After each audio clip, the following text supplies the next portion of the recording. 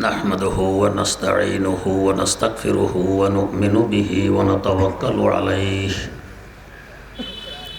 ونعوذ بالله من شرور أنفسنا ومن سيئات أعمالنا من يهده الله فلا مضل له ومن يضلله فلا هادي له ونشهد أن لا إله إلا الله وحده لا شريك له ونشهد أن سيدنا ونبينا ومولانا محمدا عبده ورسوله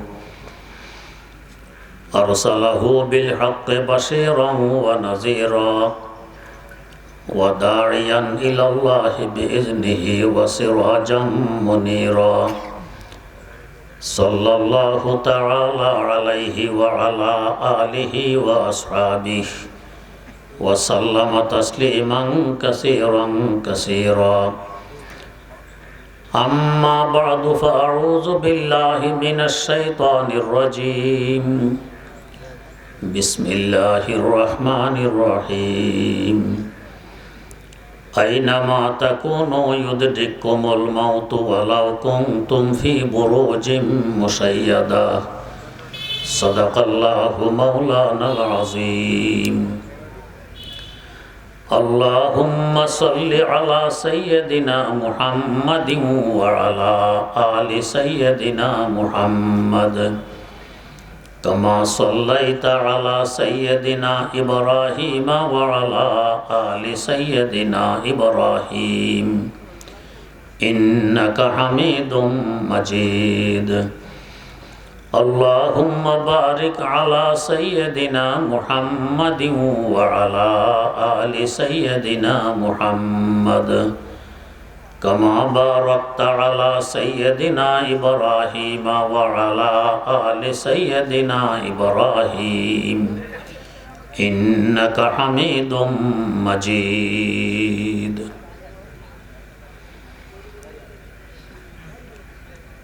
হযরত আয়েশা সিদ্দিকা রাদিয়াল্লাহু আনহা মহিলা মাদ্রাসার উদ্যোগে আজকের এই সমাবেশ। এই ধরনের মাদ্রাসাগুলোর উদ্দেশ্য কি,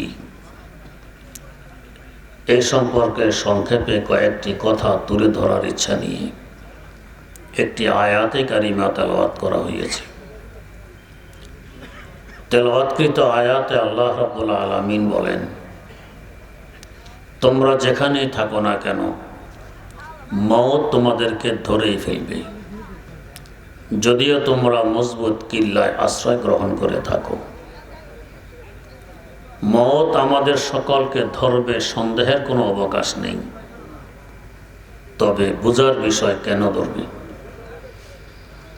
মওত কি আতঙ্কের বিষয় না আনন্দের বিষয়?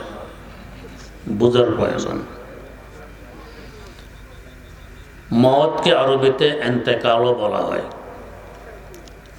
এন্তেকাল অর্থ স্থান পরিবর্তন করা, এক জায়গা থেকে আরেক জায়গায় চলে যাওয়াকে বলা হয় এন্তেকাল করা। পিছনে আমাদের কয়েকবার এন্তেকাল হয়ে গেছে, সামনেও কয়েকবার হবে। আমরা প্রথমে আমাদের আদি পিতা সাইয়্যিদানা হযরত আদম আলা নবিয়িনা ওয়া আলাইহিস সালাতু ওয়াস সালামের সাথে জান্নাতে ছিলাম। কোনো কারণবশত আমাদেরকে ওখান থেকে বের করে দেয়া হয়। আমরা এসে পৌঁছলাম রূহ জগতে। একবার ইন্তেকাল হয়ে গেছে। বেহেশত থেকে স্থান পরিবর্তন করে রূহুর জগতে এসে গেলাম। রূহ জগতের হায়াত পুরিয়ে গেলে আমাদেরকে ওখান থেকেও বের করে দেয়া হয়। আমরা এসে পৌঁছলাম উদর জগতে, মায়ের পেটে। আরেকবার ইন্তেকাল হয়ে গেছে। রূহ জগৎ থেকে স্থান পরিবর্তন করে উদর জগতে আসলাম। মায়ের পেটে ছিলাম মাত্র 9 মাস। মায়ের পেটের হায়াত শেষ হয়ে গেলে আমাদেরকে ওখান থেকে বের করে দেয়া হয়। আমরা পদার্পণ করলাম বিশ্ব জগতে। আরেকবার ইন্তেকাল হয়ে গেল। মোট ইন্তেকাল হয়েছে পিছনে 3 বার। বেহেশত থেকে একবার রূহ জগতের দিকে, রূহ জগৎ থেকে আরেকবার উদর জগতের দিকে, উদর জগৎ থেকে আরেকবার বিশ্ব জগতের দিকে। তিনবার ইন্তেকাল হয়েছে, সামনেও আরো তিনবার হবে। একবার বিশ্ব জগৎ থেকে কবর জগতের দিকে, আবার কবর জগৎ থেকে হাসর মাঠের দিকে, আবার হাসর মাঠ থেকে যদি কপাল ভালো থাকে জান্নাতের দিকে। তিনবার হয়ে গেছে, তিনবার হবে। কিন্তু এই কথাগুলো সামনে আনতে গেলে অনেকে মানতে চায় না। কেন? যুক্তিতে ধরে না। সকলের কথা যুক্তিতে না ধরা, এটাই যুক্তিসঙ্গত কথা। যদি সব কিছু সকলের যুক্তিতে এসে যেত, দুনিয়াতে কোনো মতানৈক্য থাকতো না। কোনো কথা আছে আপনার যুক্তিতে ধরবে, আমার ধরবে না। কোনো কথা আছে আমার যুক্তিতে ধরবে, আপনার ধরবে না। যেমন একবার এক নাস্তিক মঞ্চে দাঁড়াইয়ে চ্যালেঞ্জ করলো, আল্লাহ খোদা বলতে কিছু নেই। আলিয়াজুবিল্লাহ। একজন মুসলমান মৌলভী সাহেব দাঁড়াইয়ে তার চ্যালেঞ্জ গ্রহণ করলেন, আল্লাহ খোদা আছে, আমি প্রমাণ করব। নাস্তিক বলল, তাহলে আমি আপনাকে তিনটি প্রশ্ন করছি, আমার তিনটি প্রশ্নের যদি যুক্তিসঙ্গত উত্তর দিতে পারেন, বুঝবো আপনাদের আল্লাহ খোদা বলতে কিছু আছে। আর যদি আমার তিনটি প্রশ্নের যুক্তিসঙ্গত উত্তর দিতে না পারেন, বুঝবো আল্লাহ খোদা বলতে কিছু নেই। বলুন আপনার কি প্রশ্ন? নাস্তিক বলল যে 1 নম্বর প্রশ্ন, আপনাদের আল্লাহ এই মুহূর্তে কি করতেছেন আমাকে একটু দেখাই দিতে হবে। 2 নম্বর প্রশ্ন, আমি অনদেখা কিছু বিশ্বাস করি না, আপনাদের আল্লাহ অনদেখা, দেখা যায় না, বিশ্বাস করাইতে হলে দেখাই দিতে হবে। 3 নম্বর প্রশ্ন, আপনাদের আকীদা আর বিশ্বাস, আপনাদের আল্লাহ অপরাধীকে জাহান্নামে আগুনে পুড়িয়ে শাস্তি দিবেন। জিন জাতি আগুনের সৃষ্টি, এদেরকে আগুনের জাহান্নামে দিলে আগুনের সাথে আগুন মিশবে, শাস্তি হবে কেন? পানির সাথে পানি মিশলে তো শাস্তি হয় না, বাতাসের সাথে বাতাস মিশলে তো শাস্তি হয় না, আগুনের সাথে আগুন মিশলে শাস্তি হবে কেন? 3টি প্রশ্ন সামনে আসার পর মুসলমান মৌলভী সাহেব একখানা ইট হাতে নিয়ে নাস্তিকের মাথায় মারলেন। নাস্তিক হাকিমের কাছে গিয়ে বিচার প্রার্থী হয়। কোর্ট থেকে সমন জারি হয় মৌলভী সাহেবকে হাজিরি দেওয়ার জন্য। মৌলভী সাহেব কোর্টে যাওয়ার সময় যে ইটখানা নাস্তিকের মাথায় মেরেছিলেন, ইটখানা হাতে করে নিয়েই কোর্টে উপস্থিত হলেন। সাক্ষী মুখীর প্রয়োজন নেই, ইট নিজেই সাক্ষী। হাকিম সাহেব জিজ্ঞেস করলেন, মৌলভী সাহেব, এই ভদ্রলোকের আপনার সাথে অঙ্গীকার ছিল তিনি আপনাকে 3টি প্রশ্ন করবেন, ঠিক কিনা? হ্যাঁ ঠিক। তিনি প্রশ্নগুলো করে অঙ্গীকার পূরণ করেছেন কিনা? হ্যাঁ পূরণ করেছেন। আপনার তার সাথে অঙ্গীকার ছিল তার 3টি প্রশ্নের যুক্তিসঙ্গত উত্তর দিবেন, ঠিক কিনা? হ্যাঁ ঠিক। তাহলে আপনি তার প্রশ্নের উত্তর দিলেন না, অঙ্গীকার ভঙ্গ করলেন। এর পাশাপাশি বেচারার মাথায় ইট মারলেন, সে তো এখন ব্যথায় মারা যাচ্ছে। কারণ কি? মৌলভী সাহেব জবাব দিলেন, আমি অঙ্গীকার ভঙ্গ করিনি, তার 3টি প্রশ্নের যুক্তিসঙ্গত উত্তর দিয়েছি। কোথায় উত্তর? উত্তর আমার ইট মারার ভিতরে। ইট মারার ভিতরে উত্তর কয়? এটা কিভাবে? তার প্রথম প্রশ্ন ছিল, আমার আল্লাহ এই মুহূর্তে কি করেন তাকে দেখাই দিতে হবে। আমার আল্লাহ এই মুহূর্তে আমার মতো একজন মৌলভী, মুসলমান মৌলভীর মাধ্যমে নাস্তিকের মাথায় ইট মারাইলেন, এটা দেখাই দিলাম, এই মুহূর্তে এই কাজটি করেছেন। 2 নম্বর প্রশ্ন ছিল তিনি অনদেখা কিছু বিশ্বাস করেন না। আল্লাহ অনদেখা তাই বিশ্বাস করেন না, বিশ্বাস করাইতে হলে দেখাই দিতে হবে। তিনি যে বলছেন তিনি ব্যথায় মারা যাচ্ছেন, ব্যথাও তো অনদেখা, আমরা তো ব্যথা দেখি না। যদি দেখা ছাড়া ব্যথা মানা যায় তো দেখা ছাড়া আল্লাহ মানতে অসুবিধা কোথায়? 3 নম্বর প্রশ্ন ছিল আগুনের জাহান্নামে আগুনের জিন গেলে আগুনের সাথে আগুন মিশবে, শাস্তি হবে কেন? এই নাস্তিক মাটির সৃষ্টি, ইটখানাও মাটির তৈরি। মাটির তৈরি ইট, মাটির সৃষ্টি নাস্তিকের মাথায় লাগলে মাটির সাথে মাটি মিশলেও ব্যথা হবে কেন? যদি মাটির সাথে মাটি মিশলে ব্যথা হতে পারে, আগুনের সাথে আগুন মিশলেও শাস্তি হতে পারে।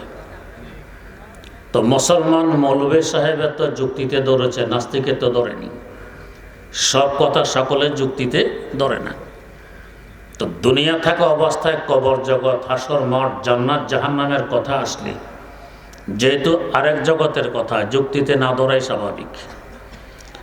আমরা যখন উদর জগতে ছিলাম তখন যদি বলা হতো যে বেটা তুমি স্থায়ীভাবে এখানে থাকতে পারবে না, বেশির থেকে বেশি 9 মাস থাকতে পারবে, এরপর তুমি এমন এক বিশাল জগতে পদার্পণ করবে যে জগতের মহাশূন্য দিয়ে প্লেন এবং রকেট উড়াউড়ি করে, যে জগতের স্থলপথ দিয়ে বাস এবং রেলগাড়ি দৌড়াদৌড়ি করে, যে জগতের জলপথ দিয়ে লঞ্চ এবং স্টিমার চলাচল করে। মায়ের পেটের শিশু জীবনে বিশ্বাস করবে? বলবে এগুলো সব পাগলের বলা।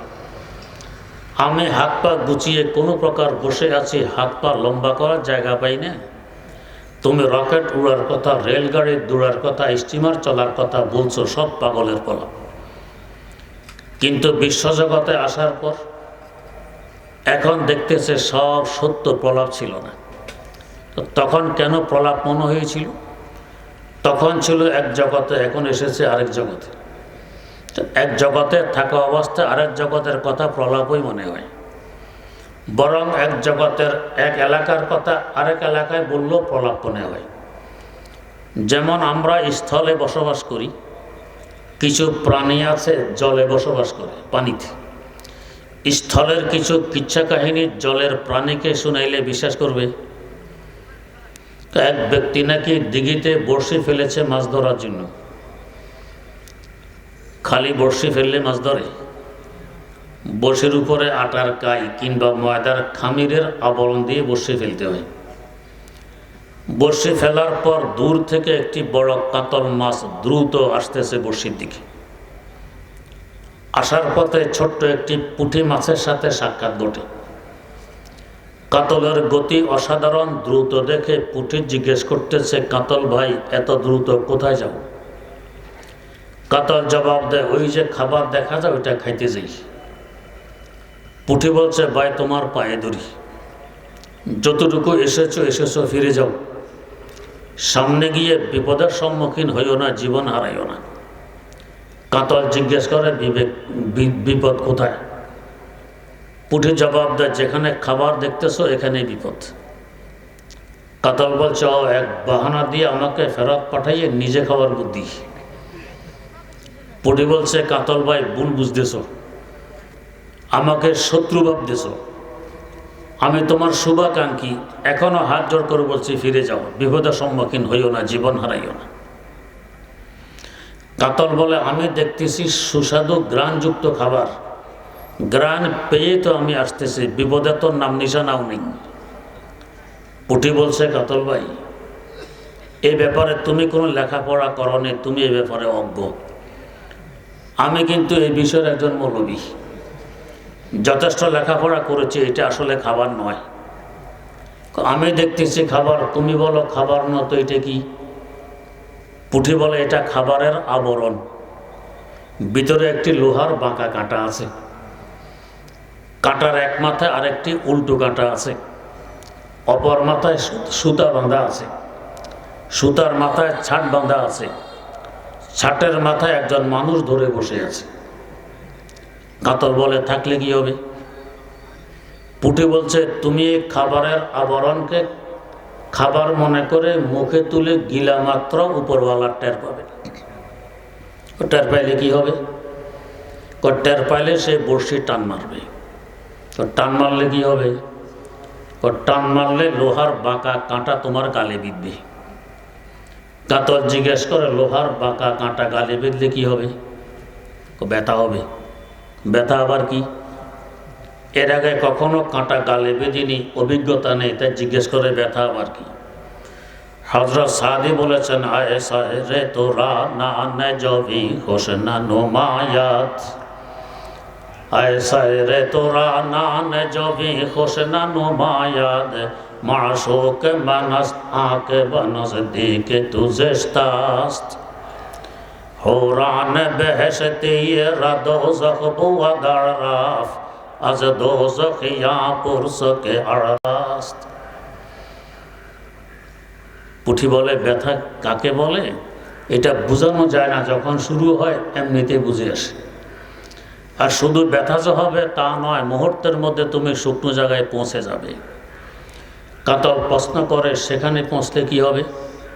তো সেখানে পৌঁছলে দেখবে তোমার শ্বাস নিঃশ্বাস সরে না, তুমি ছটফট ছটফট করছো, তোমার মুখ দিয়ে তাজা রক্ত বেরিয়ে আসছে। তারপর কি হবে? তারপর দেখবে হঠাৎ তোমার কল্লা এবং লেজ যেন কার মুঠের ভিতরে ঢুকে গেছে, ছটফট করার সুযোগ আর বাকি থাকবে না। তারপর কি হবে? তারপর দেখবে তোমার নিচে একখানা ধারালো দাও কিংবা বটি দাঁড়াই আছে। কাতল জিজ্ঞেস করে দাও বটির এখানে কি কাজ? দাও বটির প্রথম কাজ হলো তোমার দেহের আষ্টে এবং চামড়াগুলো ঘষে ফেলে দেয়া। দ্বিতীয় কাজ তোমাকে খণ্ড বিখণ্ড করে ফেলা। তারপর কি হবে? তারপর তোমার এই টুকরোগুলো ডুলা খলয় কিংবা গামলায় রেখে পুকুরের ঘাটে অথবা কলের গোড়ায় নিয়ে আছাড়তে আছাড়তে তোমার সব ঘোলা পানি বের করে ফেলবে। তারপর কি হবে? তারপর তোমার এই টুকরোগুলোতে হলুদ, লবণ ও মরিচ মাখা হবে। কাটা ঘায়ের মধ্যে যদি লবণ মরিচ মাখা যায় কি আরামের আরাম। তারপর কি হবে? তারপর দেখবে ওদের চুলায় দাউ দাউ করে আগুন জ্বলছে। আগুনের উপরে একটি লোহার কড়াই বসানো আছে, ভিতরে গরম উথিলিত তেল টকবক টকবক করছে। কাতল বলে গরম তেল টকবক করলে আমার কি আসে যায়? তোমার একটা একটি টুকরো ওই গরম তেলে ঢেলে দিয়ে ভাজি করা হবে, ভাজি। তারপর কি হবে? তারপর দেখবে বড়শিওয়ালার ঘরের সদস্যরা তোমার অপেক্ষায় বর্তন নিয়ে বসে আছে। কাতল বলে আমার সাথে সাক্ষাতের অপেক্ষায় বসে আছে? কয় হ। সাক্ষাতের ধরনটা কেমন হবে? ধরন হবে এদের প্রত্যেকের হাতে 5 কাঁটাওয়ালা কাঁটা চামচ আছে। এই কাঁটা চামচ দিয়ে তোমার কাঁটাগুলো তোমার গোশত থেকে পৃথক করে ফেলবে। তারপর কি হবে? তারপর তোমার এই কাঁটাগুলো কুকুর বিড়াল চিবিয়ে খাবে, আর গোশতগুলো সদস্যরা চিবিয়ে খাবে, যাদের প্রত্যেকের মুখের ভিতরে 32টি করে লোহার ন্যায় শক্ত দাঁত আছে। তারপর কি হবে? তারপর ওরা তোমাকে গিলে ওদের পেটের ভিতরে ঢুকিয়ে ফেলবে। তারপর কি হবে? সেখানে ঢুকার পর দেখবে একটি মেশিন বসানো আছে, নাম হইল হজমি শক্তি মেশিন। এই হজমি শক্তি মেশিনে তোমাকে চুরমার করে পায়খানা বানায় ফেলবে। তারপর কি হবে? তার একদিন পর তুমি ওদের পিছনের রাস্তা দিয়ে পুনরায় বেরিয়ে আসবে। বেরিয়ে আসার কথা শুনে কাটল অট্টহাসি মারে আর বলে তাহলে সমস্যা কিসের? বেরিয়ে 2-4 লাফ দিলে তো আবার দিঘিতে পৌঁছতে পারবে। মধ্যখানে বিনা টিকিটে বিনা খরচে কত দেশ দুনিয়া সফর হবে, কত শহর বন্দর দেখা হবে, ভালোই তো মন্দ কি? পুঁথি বলে না, দেশ দুনিয়া সফর হবে না, শহর বন্দরও দেখা হবে না। কথা হলে কি হবে? তার একদিন পর তুমি মাটিতে পরিণত হবে, তোমার অস্তিত্ব খুঁজে পাওয়া যাবে না। খাবার সামনে রেখে ধৈর্য আর কতক্ষণ ধরা যায়? কাতল বলে 4 আনার মোল্লা পুঁথি, তোমার ওয়াজ নসিহত শেষ হয়েছে? তিরস্কার করে। এই তিরস্কারের পরেও পুঁথি হাত জোড় করে আর বলে কাতল ভাই এখনো সুযোগ আছে, ফিরে যাও। সামনে গিয়ে বিপদের সম্মুখীন হইও না, জীবন হারাইও না। আমাকে ভুল বুঝতেছ, শত্রু ভাবতেছ, আমি তোমার শুভাকাঙ্ক্ষী, মঙ্গলকামী। কাতল চোখ রাঙ্গা করে বলছে, ও চারানার মোল্লা পুঠি, সারাটি জীবন কাটাইলাম এই দিঘিতে, 1 মিনিট সময় লাগে না দিঘির চতুর্দিক একবার ঘুরে আসতে পারি। জীবনে তো কোনোদিন 32 দাঁতওয়ালা মানুষের সাথে সাক্ষাৎ ঘটল না। গরম উথিলিত তেলের তাপ দেহে অনুভব হইল না। হজমে শক্তি নামক মেশিনের আওয়াজ কানে পৌঁছল না। পাগলের প্রলাপ কেন বকছ? তুমি কি জানো না আমি স্বাধীন জগতের স্বাধীন চেতনার প্রাণী? আমার তো অবস্থা হলো রহে বাহার মে আজাদ ওয়াতন সুরতে মাহি। ও চারানার মোল্লা পুঠি, তোমার কাছে তুমি যাও, আমার স্বাধীনতায় হস্তক্ষেপের অধিকার তো তোমার নেই, চারানার মোল্লার নেই। এত তিরস্কারের পরেও পুঠি চোখের পানি ছাড়ে, কাকুতি মিনতি করে, কাতলকে ফেরানোর চেষ্টা করে। কাতল দাঁত কিরমির মেরে পুঠিকে অবজ্ঞা করে ছুটে গিয়ে বড়শি মুখে তুলে গিলা মাত্র উপরওয়ালা টের পেয়ে বড়শি টান মারছে। হাড়ে হাড়ে এখন কাতল টের পাচ্ছে ব্যথা কাকে বলে। মুহূর্তের মধ্যে পৌঁছে গেছে শুকনো জায়গায়। সেখানে পৌঁছে দেখে শ্বাস নিঃশ্বাস সরে না, ছটফট ছটফট করছে, মুখ দিয়ে তাজা রক্ত বেরিয়ে আসছে। এর মধ্যে হঠাৎ তার কল্লা এবং লেজ যেন কার মুঠের ভিতরে ঢুকে গেছে। ছটফট করার সুযোগটিও আর বাকি নেই। এখন দেখে নিচে একখানা ধারালো দাও কিংবা বটি দাঁড়াই আছে। এক কথায় পুঠি যা কিছু বলেছিল একের পর এক সব ঘটে চলছে।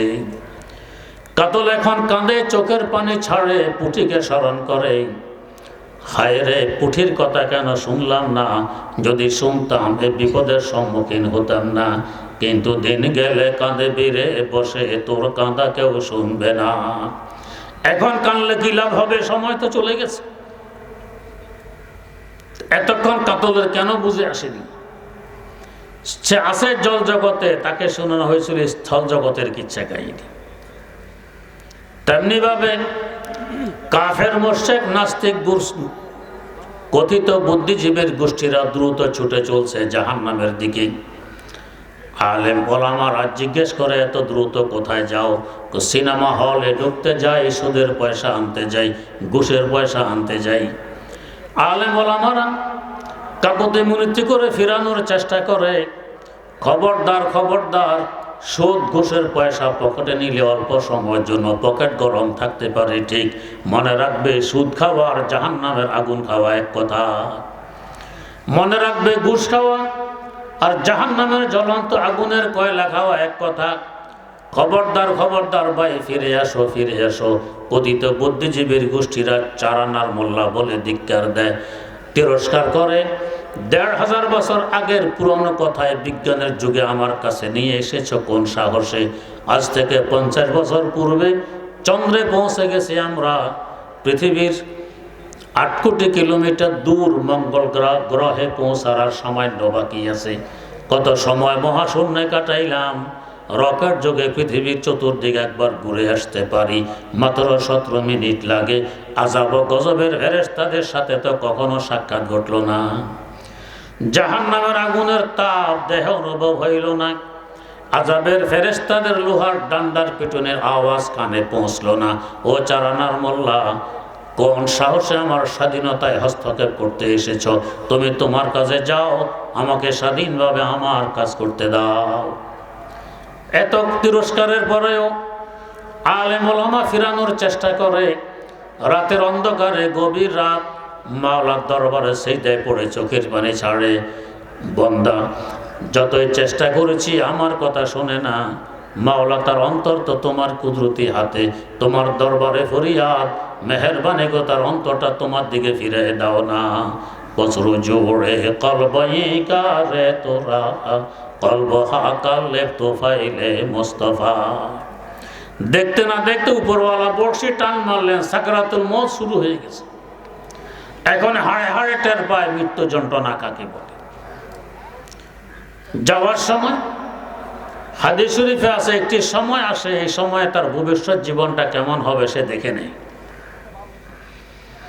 যদি কোনো বেঈমান বৎকার বিদায় নিতে আরম্ভ করে, সে দেখে জাহান্নামের লেলিহান আগুন এখনো যাকে তাকে ঘিরে ফেলতেছে। অসংখ্য বিষাক্ত সাপ বিচ্ছু তার অপেক্ষায় যেন কিলবিল কিলবিল করছে। আযাবের ফেরেশতারা তার অপেক্ষায় ডান্ডা নিয়ে দাঁড়াইয়ে আছে। ভবিষ্যৎ ভয়াবহ দেখে তার চেহারা উল্টে যায়, চেহারা বিগড়ে যায়, চোখ উল্টে যায়, যেতে রাজি নয়। যতই নারাজ থাকুক তাকে 1 সেকেন্ড সময় দেওয়া হোক। যদি বলে ভাই আজরাইল এতদিন বুঝিনি, ঈমান আমল করিনি, আমাকে 1 সেকেন্ড সময় দাও, জিহ্বাটা একটা নাড়া মেরে পড়ে নে লা ইলাহা ইল্লাল্লাহু মুহাম্মাদুর রাসূলুল্লাহ। 1 সেকেন্ড সময় কি দেয়া হবে? পৌঁছে গেছে কবর জগৎ। এখন হাড়ে হাড়ে টের পায় আলেম সমাজ কি বলেছিলেন সব সত্য। এখন চোখের পানি ছাড়ে, কাঁদে, হায় রে অমুক হুজুরের কথা কেন শুনলাম না, ইমাম সাহেবের কথা কেন মানলাম না, যদি শুনতাম আর মানতাম এ বিপদের সম্মুখীন হতাম না। কিন্তু দিন গেলে কাঁদে বেড়ে বসে, তোর কাঁদা কেউ শুনবে না। এখন কানলে কি লাভ হবে? তোর কাঁদা তো আর লাভ হবে না, সময় তো চলে গেছে। আল্লামা রুমি রহমতুল্লাহ আলাইহি মুসনাদে শরীফ একটি ঘটনা লিখেছেন। এমন এক বুদ্ধিজীবী সফর অবস্থায় নদী পাড়ে দিতে গিয়ে খেয়া নৌকায় উঠেছে। কিছু দূর যাওয়ার পর জিজ্ঞেস করে, এই মাঝি বেটা, নদীতে জোয়ার ভাটা কেন হয় বলো তো? মাঝি বেচারা বলছে, স্যার আমি মূর্খ মানুষ, জোয়ার ভাটা কেন হয় আমি এগুলো বুঝি টুঝি না। আহা, জীবন শেষ করেছ নদীতে, নদীতে জোয়ার ভাটা কেন হয় বোঝো না? তোমার জীবনের তো চারা নাই দিতে। আরো কিছু দূর যাওয়ার পর আবার, এই মাঝি বেটা বলো তো সাগরের পানি লবণাক্ত কেন? যার মূর্খ মানুষ বুঝে না কেন সাগরের পানি লবণাক্ত। আহা, জীবন শেষ করেছ পানিতে, সাগরের পানি কেন লবণাক্ত বোঝো না? তোমার জীবনের তো আটা নাই দিতে। আরো কিছু দূর যাওয়ার পরে আবার, এই মাঝি বেটা বলো তো চন্দ্রগ্রহণ সূর্যগ্রহণ কেন হয়? স্যার জমিনের থেকে জমিনের সংবাদ দিতে পারলাম না, আকাশের সংবাদ দিব। আহা, তোমার জীবনের তো 12 আনাই দিতে। এতক্ষণে নৌকা নদীর মধ্যখানে পৌঁছে, হঠাৎ ঈশান কোণ থেকে কালবৈশাখীর ঝড় ওঠে। তরঙ্গের পর তরঙ্গ নৌকাকে ধাক্কা দিচ্ছে, নৌকা হাবুডুবু খাচ্ছে। বুদ্ধিজীবীর চোখ এখন এরকম বড় বড় করছে, লাল রঙের। মাঝে বলছে, কি স্যার আমাকে ধরবেন নাকি? কই কি বিপদের সময় তুমি আমার সাথে ঠাট্টা করো, মস্কারি করো? কই না স্যার, প্রশ্নের উত্তর দিতে পারলাম না, বোধহয় রাগ হয়ে গেছে। না হয় চোখ লাল করছেন কেন, এত বড় করছেন কেন? দেখো না ঝড় উঠেছে। তো স্যার ঝড় উঠলে কি হবে? ঝড় উঠে নৌকা ডুববে না? স্যার নৌকা ডুবলে কি হবে? নৌকা ডুবলে আমরা ডুবে মরবো না? স্যার মরবেন কেন, সাঁতার শিখেননি? না রে মাঝি, আমি তো সাঁতার শিখিনি। মাঝি সুযোগ পেয়ে বলছে, বাঁচলে এবার আমার কথা হিসেবে করো পিছে, তোমায় দেখি জীবন খানা 16 আনাই মিছে। ও বুদ্ধিজীবী, এতক্ষণ যাবৎ 4 আনা করে আমার জীবনের 12 আনাকে বৃথা বলে আখ্যায়িত করেছ। যে 4 আনা বাকি আছে, 4 আনা দিয়ে সাঁতার কেটে নদীর কূলে উঠে জীবন বাঁচাইতে সক্ষম হব ইনশাআল্লাহ। কিন্তু এই 4 আনার সাঁতার না শিখার দরুন আমি তো দেখতে পাচ্ছি তোমার জীবনের 16 আনায় তলিয়ে যাচ্ছে নদীতে।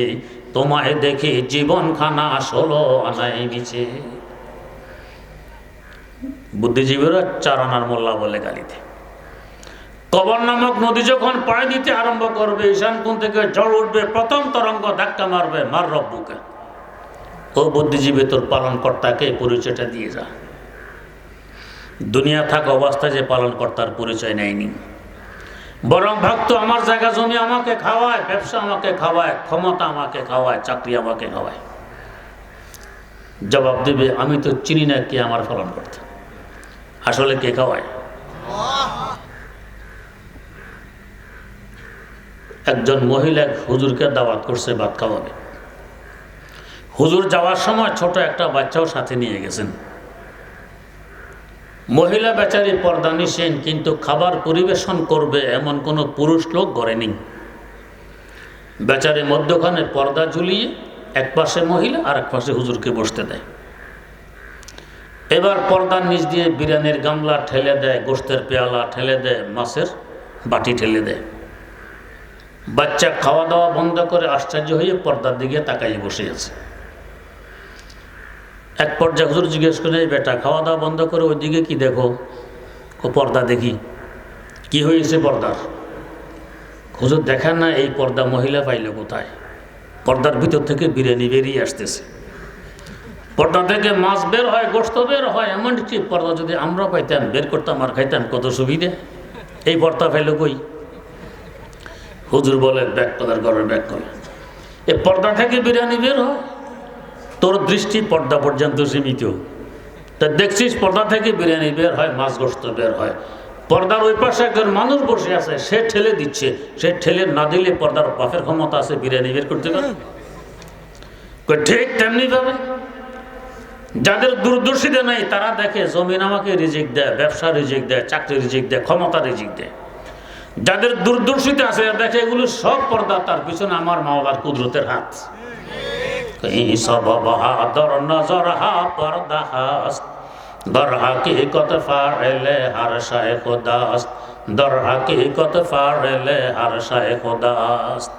আমার আল্লাহ যদি কুদরতে হাত দিয়ে রিজিক ঠেলে না দিতেন, জমিনের বাপের ক্ষমতা আছে ফসল দিতে পারে, ব্যবসার বাপের ক্ষমতা আছে উন্নতি দিতে পারে, পিছনে আমার আল্লাহর হাত। জবাব দিবে, আমি তো চিনি না কে পালন করতাম। দ্বিতীয় তরঙ্গ ধাক্কা মারবে, ওমা দিনুকা, তোর দিন ধর্ম কি ছিল? দুনিয়া থাক অবস্থায় দিন ধর্মের দ্বার ধারেনি। জবাব দিবে, লা আদরি, চিনি না আমার দিন ধর্ম কি। তৃতীয় তরঙ্গ ধাক্কা মারবে, আমার নবীকা, তোর নবী কে ছিলেন পরিচয়টা দিয়ে যা। দুনিয়া থাকাকালীন যে নবীর ইজ্জত নিয়ে ছিনিমিনি খেলেছে, নবীকে নিয়ে কটাক্ষ করেছে, সুন্নতের দ্বার ধারেনি। জবাব দিবে, হা হা লা আদরি, আফসোস আফসোস, আমি তো চিনি না কে আমার নবী।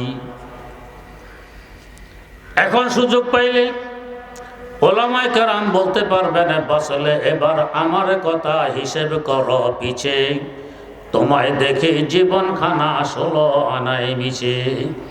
ও নাস্তিক, ও মুরতাদ, ও কাফের, ও মুশরিক, ও বুদ্ধিজীবী, দুনিয়া থাকাকালীন 4 আনার মোল্লা বলে ধিক্কার দিতে, ওই 4 আনার ঈমান দিয়ে সাঁতার কেটে কবর নামক নদী পাড়ে দিয়ে ওই পরে জান্নাতে পৌঁছতে সক্ষম হব ইনশাআল্লাহ। কিন্তু এই 4 আনার ঈমান না শিখার দরুন আমরা তো দেখতে পাচ্ছি তোমার জীবনের 16 আনায় তলিয়ে যাচ্ছে কবরে। তোমায় দেখে জীবন খানা 16 আনায় মিছে। এক সময় তো আসবে অবস্থাগুলো আমাদের সামনে। এখন থেকে প্রস্তুতি গ্রহণ না করলে এই বিপদ থেকে উদ্ধার হওয়ার আর কোনো রাস্তা নেই। এই মাদ্রাসা, এই ওয়াজ মাহফিল, এই খানকা, এগুলো সব কি জন্য? যাতে আমরা এই কবর নামক নদী পাড়ে দিয়ে নিরাপদে জান্নাতে পৌঁছতে পারি, এজন্য এগুলো। আল্লাহ রাব্বুল আলামিন আমাদেরকে সহি বুঝে আমল করার তৌফিক দান করুন। সুবহানাল্লাহি ওয়া বিহামদি, সুবহানাকাল্লাহুম্মা ওয়া বিহামদিক, আশহাদু আল্লা ইলাহা ইল্লা আনতা, আস্তাগফিরুকা ওয়া আতুবু ইলাইক।